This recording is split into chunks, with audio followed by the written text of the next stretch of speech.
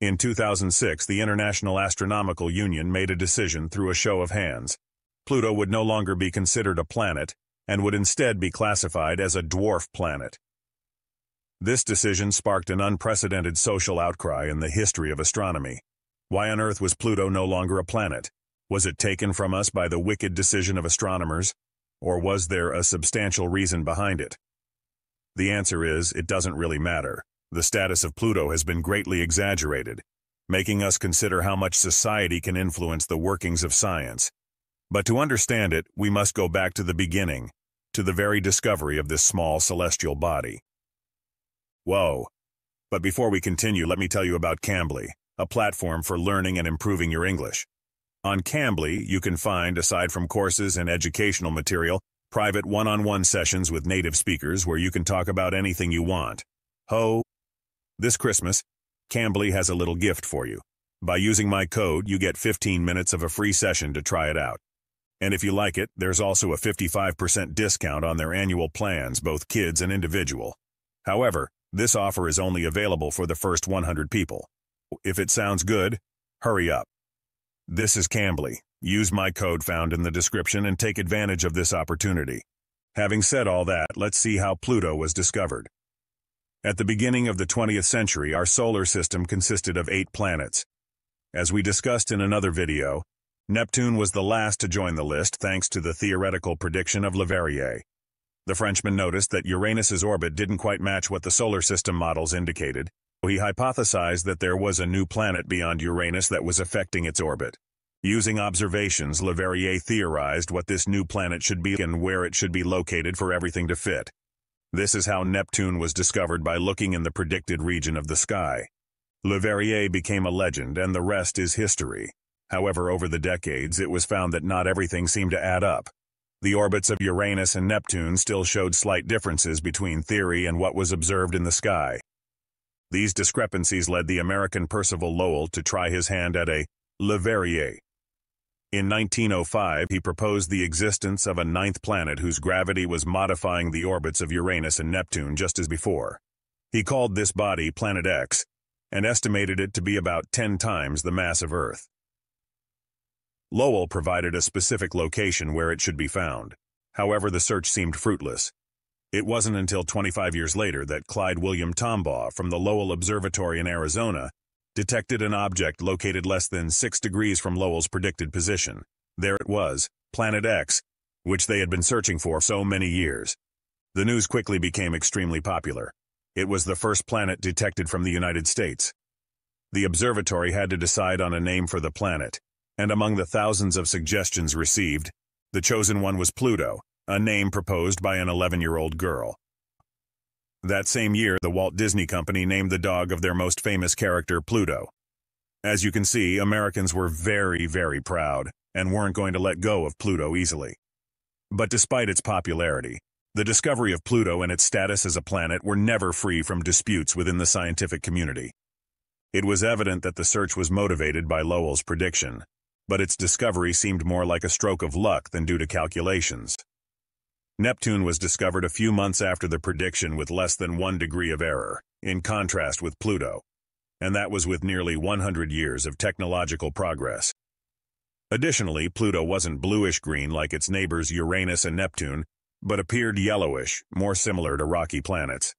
To top it off, the new planet seemed to be about the size of Mars, much smaller than predicted, clearly insufficient to affect the orbits of Uranus and Neptune.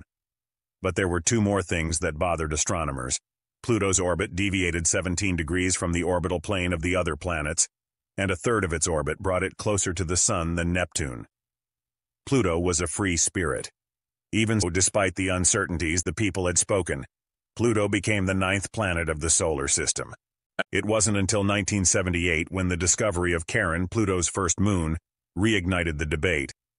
Other planets in the solar system also had their own satellites, so the existence of Charon seemed to be a point in favor of Pluto. But instead of helping, Charon marked the beginning of Pluto's decline. By measuring the moon's orbit, they could precisely determine the planet's mass, and it turned out to be even smaller than estimated. Pluto was tinier than our own moon. On the other hand, in the late 1980s, the Voyager 2 probe passed close enough to Neptune to measure its mass accurately. The new data revealed that the orbits of Uranus and Neptune could be explained without the need for any extra planet. The discrepancies that led Lowell to propose his Planet X theory no longer existed. This, combined with the discovery of other Plutos, led astronomers to suspect the existence of a new asteroid belt beyond Neptune's orbit, which they named the Kuiper Belt. In 1992, the first trans-Neptunian object was detected, or perhaps the second if we consider Pluto. Just 7 years later, more than 100 objects populating this zone were known. Although all were smaller than Pluto, it was only a matter of time before a larger one was found. And so it was with the discovery of Eris in 2005, approximately 30% more massive than Pluto. The rapid growth in the number of new solar system objects and the need to classify them fueled the debate even more. If Pluto remained a planet, did we have to accept the others as well? The controversy highlighted a more interesting question. What exactly is a planet? Why do we call Mercury a planet, but Vesta an asteroid? The lack of a clear definition of a planet was causing some confusion among scientists. For this reason, the International Astronomical Union established a working group in 1999 to define the properties a planet must have. It seemed Pluto's identity would be resolved when, boom, they only decided to set a limit between what was a planet and a brown dwarf. If you could fuse deuterium, you were a brown dwarf. If not, you were a planet. Great for that upper limit, but what about the lower limit? The committee stated it was outside their scope. They didn't take a stance, and the Pluto problem remained unresolved. Seeing the success, in 2004, the International Astronomical Union established a new working group to address this. For 2 years, different arguments were discussed without reaching an agreement. Half of the working group's members believed Pluto should lose its planetary status, while the other half thought it was a mistake. Unable to reach a consensus, another committee was created. The main problem was that in these debates, instead of focusing on the definition of a planet, they were more concerned with what to do about Pluto. If they said no, they would anger many people. The emotional component and social debate were preventing a clear scientific separation, one not based on cultural factors. As a result, the International Astronomical Union's first proposal to define a planet was based on 2 conditions. First, it had to be an object orbiting our star, the Sun. This way, the Moon or other objects outside the solar system wouldn't be classified as planets. And second, the body had to be in hydrostatic equilibrium, or in other words, it had to be round. This definition of a planet works more or less well scientifically, although there could be doubts about the roundness of some objects. And Pluto, meeting both criteria, would indeed be called a planet. Along with Eris, Ceres, and about 40 much smaller objects in the Kuiper Belt, our solar system would go from having 9 planets to more than 50. Scientifically, it doesn't matter much. If an object fits the definition, it's part of it. But what about society? Learning the 9 planets of the solar system isn't so difficult, but 50. This definition distanced the scientific world from society. Given the problem, the International Astronomical Union proposed accepting only 12 planets in the solar system, the known 8 plus Pluto, Charon, Eris, and Ceres. But this contradicted the previous definition. Seeing that they had made things even more confusing, the Union decided to include one more condition in their definition of a planet.